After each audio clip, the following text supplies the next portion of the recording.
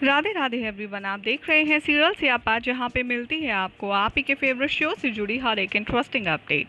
आज रात के राधा कृष्ण के एपिसोड की शुरुआत में दिखाया जाएगा कि भार्गवी को पता चलेगा कि उसकी शादी होने वाली ही है और उसके पिताश्री उसके विवाह के बारे में विचार विमर्श कर रहे हैं। वो शर्माएगी और अंदर अपने कक्ष में चली जाएगी। पीछे पीछे भार्गवी की माँ जाएंगी और वो कहती आएंगे नजर कि तुम्हें अपने पिता के सुझाव से और उनके डिसीजन से कोई आपत्ति तो नहीं है। भार्गवी कहेंगी कि नहीं माँ, मैं जानती हूँ बाबा जो भी करेंगे वो बिल्कुल ठीक करेंगे और इसीलिए वो हमेशा मेरे लिए बेहतर ही ढूंढते हैं और वो मेरे लिए एक सही जीवन साथी का चुनाव करेंगे। मुझे उन पर पूर्ण भरोसा है। ये सुनकर के भार्गवी की माँ बहुत ज़्यादा खुश हो जाती हैं और वो ऋषि भृगु को बता देती हैं कि भार्गवी के ऐसे ऐसे विचार हैं।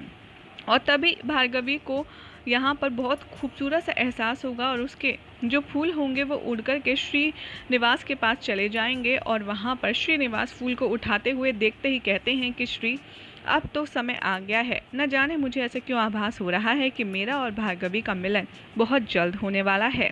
इधर दिखाया जाएगा कि ऋषि भृगु मंदिर की ओर जाते हैं, नटराज मंदिर, जो कि वहाँ का सबसे प्रसिद्ध मंदिर है। वहाँ पहुँचते हैं तो पहले से ही श्रीनिवास वहाँ पर मौजूद होते हैं और वहाँ साफ सफाई भी कर रहे होते हैं, जिसे देखकर ऋषि भृगु बड़े कंफ्यूज होते हैं कि आखिर ये कौन है। और वो पूछते हैं श्री से कि तुम्हें पहले तो यहाँ नहीं देखा, तुम कौन हो। तभी यहाँ पर अपना इंट्रोडक्शन देते हुए कृष्ण कहते हैं कि मेरा नाम श्रीनिवास है और मैं यहाँ नटराज मंदिर में रहता हूँ और एक नर्तक हूँ।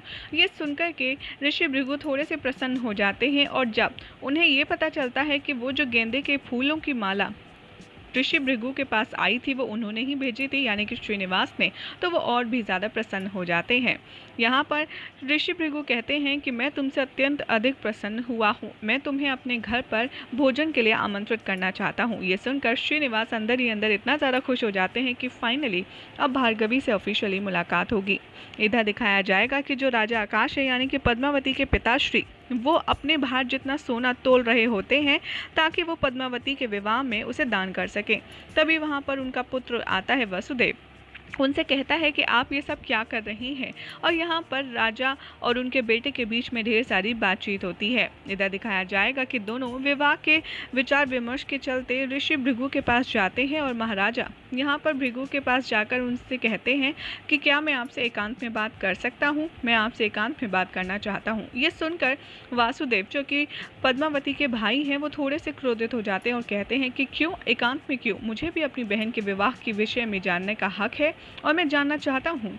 और यहाँ पर ऋषि भृगु समझ जाते हैं कि आखिर ये नहीं मानने वाला। वो इनडायरेक्टली कहते हैं कि अभी 3 माह तक कोई भी विवाह का शुभ मुहूर्त नहीं है और वो अच्छा सा मुहूर्त अंकित करके राजा को दे देते हैं पुस्तक में और कहते हैं कि आप इस दिवस पर अपनी पुत्री का विवाह करने के बारे में योजना बना सकते हैं। इधर पद्मावती दूर खड़ी सब कुछ देख रही होती हैं और वो सुनकर वहां से नाराज होकर चली जाती हैं और काफ़ी ज़्यादा गुस्से में होती हैं कि अब श्रीनिवास के साथ उनके विवाह का जो मुहूर्त है वो और भी ज़्यादा आगे बढ़ गया है।